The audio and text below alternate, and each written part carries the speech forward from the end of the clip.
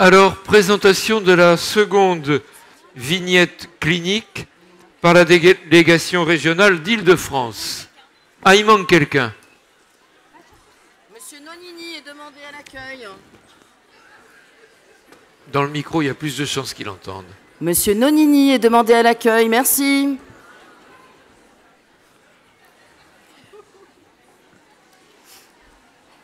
Ah, c'est pas très agréable ça.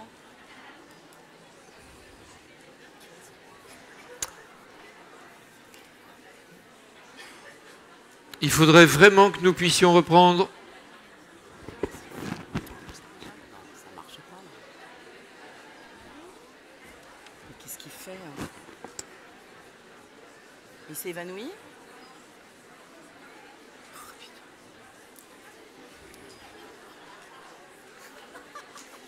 Je vais lire ton texte. Putain, mais il est où hein? Je vais lire ton texte tout seul. Non. Je me permets, j'essaye de l'appeler. Ah oui. Vraiment, Oui, bien sûr.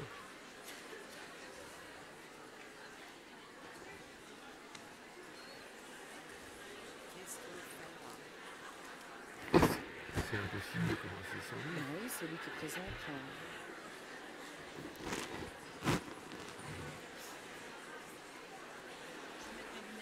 Il nous manque un des intervenants. Ah, ça y est. Ah, le On va voilà. l'applaudir, je crois. Il arrive en courant. Allez, allez. Ah bon. Bah, c'est pas Allez. moi qui vais le faire. Hein.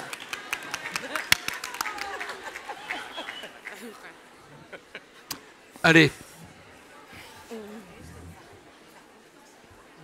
À vous. À nous. Alors, nous sommes ici 4 membres du groupe régional Île-de-France, qui en comporte à peu près 25. Et par cette présentation assez sérieuse, mais qui a nécessité beaucoup de fou rire, de temps, d'énergie, mais encore une fois beaucoup de fou rire, nous voulons vous montrer ce qu'un groupe régional est capable de faire et vous donner envie de venir nous rejoindre. Nous sommes donc le groupe régional Île-de-France et nous espérons vous voir nombreux, chefs de service, travailleurs sociaux, psychologues, directeurs, tout le monde est le bienvenu et s'intègre en général plutôt très bien. Ça commence. Ça marche pas. Ça marche pas, si ça y est. Depuis plus d'une année, la question du parcours a traversé nos réflexions durant chaque réunion de groupe. Nous considérons que travailler la question du parcours est un préalable à toute intervention. La réponse n'est pas la même selon que l'on s'adresse à l'enfant, à la famille, aux institutions ou aux travailleurs sociaux. Par exemple, les personnes accompagnées n'utilisent pas ou très rarement le terme de parcours, mais plutôt celui de succession de rencontres. Les professionnels, eux, parlent de projet de l'enfant, de projet pour l'enfant ou encore de projet de vie. Après plusieurs débats, nous avons fait le choix de définir le parcours comme la succession d'interventions des travailleurs sociaux dans une histoire de vie.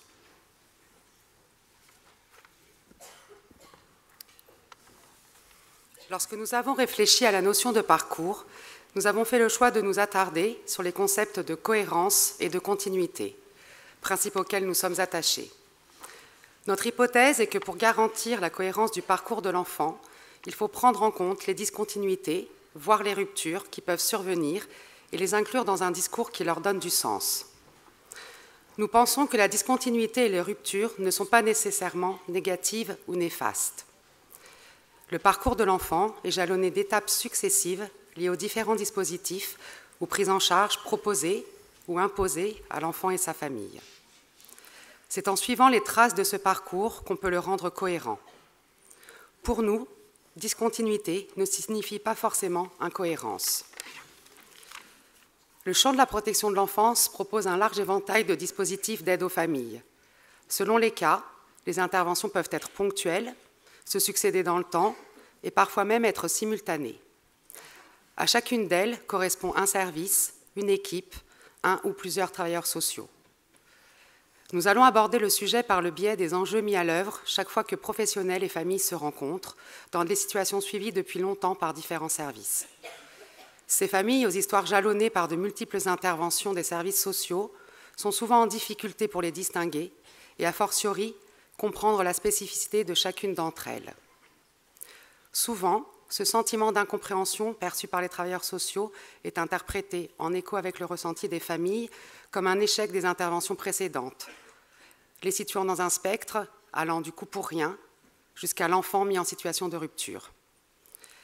Cet état de fait n'est pas sans avoir de conséquences sur la façon dont les travailleurs sociaux abordent chaque nouvelle situation. Par exemple, lorsque nous rencontrons une famille, il est de bon ton de lui demander de nous parler un tant soit peu de son parcours. Pour certaines, cela va de soi, mais il arrive que pour d'autres, cela s'avère être un exercice plutôt compliqué, ce qui n'est pas sans avoir des répercussions sur le travailleur social. Nous avons essayé de comprendre quels pouvaient être les obstacles au bon déroulement de la mesure dans ce cas précis, et nous nous sommes demandé comment les contourner. Nous avons repéré quelques-unes des réactions de celui qui est confronté à une famille, incapable de lui expliquer de façon satisfaisante son parcours. On pourrait les résumer en disant que ces réactions répondent essentiellement à la question « Mais qu'est-ce que les intervenants précédents ont fait ?» Une première réaction est celle de tomber dans la tentation d'une position que nous avons appelée messianique, dans laquelle on imagine que nous réussirons mieux que les autres, ce qui peut se traduire par la dévalorisation du travail fait auparavant. Ou bien, au contraire, il est possible de tomber dans l'autre extrême, à savoir de décider à l'avance que si tous les autres n'ont pas réussi à changer la dynamique familiale, ce n'est pas nous qui y arriverons non plus. Ce qui revient à rajouter à la probable lassitude de la famille le manque de motivation certain du travailleur social. Dans ces deux cas, il semble évident que l'alternative succès-échec est à la base d'une position qui, en plus d'être basée sur un jugement de valeur, oublie que toute intervention produit des effets et laisse des traces, même si elles ne sont pas toujours visibles. Un troisième écueil, ce serait lui de l'illusion de la page blanche, à savoir vouloir donner aux jeunes la possibilité de se présenter autrement, avec l'idée que la succession des prises en charge formate le rapport du jeune avec les travailleurs sociaux, et de même le regard que ces derniers portent sur lui. Cette option voudrait précisément effacer les traces, en faisant comme si le passé n'existe pas, dans l'espoir de faciliter la rencontre ici et maintenant des deux individus. C'est le cas, par exemple, des éducateurs qui ne lisent pas les dossiers avant la rencontre pour ne pas être influencés. Le problème étant que personne n'est dupe. Il y a sûrement d'autres options.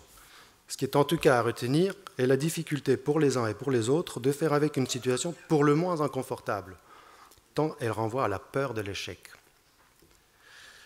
Pour une partie des jeunes pris en charge par la protection de l'enfance, le parcours n'est rien d'autre qu'une succession de rencontres, certaines réussies, d'autres pas, avec des personnes qui ont voulu, ou pas, quelque chose pour lui à un moment donné. Vouloir qu'il s'en sorte, qu'il emprunte telle voie, qu'il se libère de sa mère trop étouffante, qu'il arrête de courir derrière ce père insaisissable, et j'en passe et des meilleurs. Vouloir pour lui, vouloir avec lui, et comme à chaque fois que le désir s'en mêle, devoir composer avec le désir de l'autre, et avec les désirs et les capacités de ceux qui sont importants pour lui. Et tout cela crée encore des envies, des résistances, des sentiments et de l'incompréhension, de l'espoir et aussi des frustrations, des moments où l'enthousiasme nous pousse de l'avant et d'autres où la colère ou la peur nous font reculer. Et tout un tas d'autres choses que l'on perd de vue si l'on pense uniquement en termes de parcours. Après tout, poser la question en termes de parcours n'est pas anodin. Dans la mesure où cela place la relation entre le jeune et les services sociaux sur un axe chronologique et même géographique. Parcours évoque l'idée de chemin, de course, souvent de course d'obstacles. Dans cette linéarité, l'écueil à éviter devient naturellement la rupture. Encore faut-il savoir de quelle rupture on parle. Et du coup, l'idée de rupture prend un autre sens, ou plus précisément, celui d'avoir perdu le sens. Imaginer qu'il est possible d'éviter les ruptures dans la vie semble plutôt utopique, et ce, qu'il s'agisse d'enfants suivis par l'aide sociale à l'enfance ou par n'importe qui d'autre. À partir de là, dès lors que l'on propose une relation d'aide, fût-elle contrainte, on propose aussi l'éventualité d'une rupture. et ce serait prétentieux de croire qu'il est en notre pouvoir de toutes les éviter. Bien sûr, il ne s'agit pas d'ajouter de la rupture à la rupture, mais plutôt de l'inclure comme une possibilité, et mieux encore, de lui donner du sens. Après tout, qu'est-ce qui fait qu'une mesure d'aide éducative, un projet pour l'enfant ou même une orientation se solde par un échec? Était-ce l'inadéquation du projet, l'incapacité de la famille ou le jeune à s'en saisir, le fait que ce soit arrivé au mauvais moment, l'indisponibilité du travailleur social pris par d'autres soucis, tout ça en même temps, rien de tout ça? Encore plus important, comment imagine-t-on rajouter une énième couche à ce millefeuille sans avoir préalablement tiré tout cela au clair? Lorsqu'une mesure commence, elle le fait à un moment donné de la vie de l'enfant et de sa famille. À tel âge de l'enfant, dans telle configuration familiale, papa, maman, beau-père, belle-mère, grands-parents, etc. Dans tel contexte social et politique, mais aussi après telle ou telle mesure, qui elle-même est arrivée après telle ou telle autre mesure. Tout cela et bien d'autres choses forment ce que l'on pourrait appeler les coordonnées de l'intervention. Il nous semble très important, indispensable même, d'établir avec la famille quelles sont ces coordonnées, en retraçant chacune des étapes du parcours et en s'y arrêtant jusqu'à ce qu'elles soient comprises, de sorte que l'on sache par quel chemin sommes-nous arrivés à la mesure qui nous réunit aujourd'hui. Bien sûr, retracer toutes les étapes n'est pas toujours possible, et il faut bien s'en accommoder.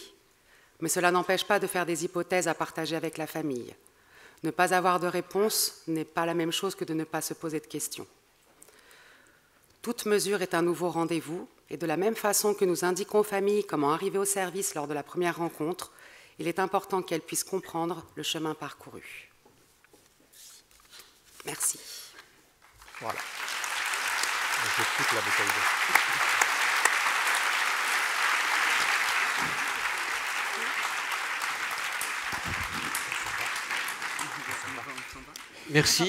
Merci à toutes et tous.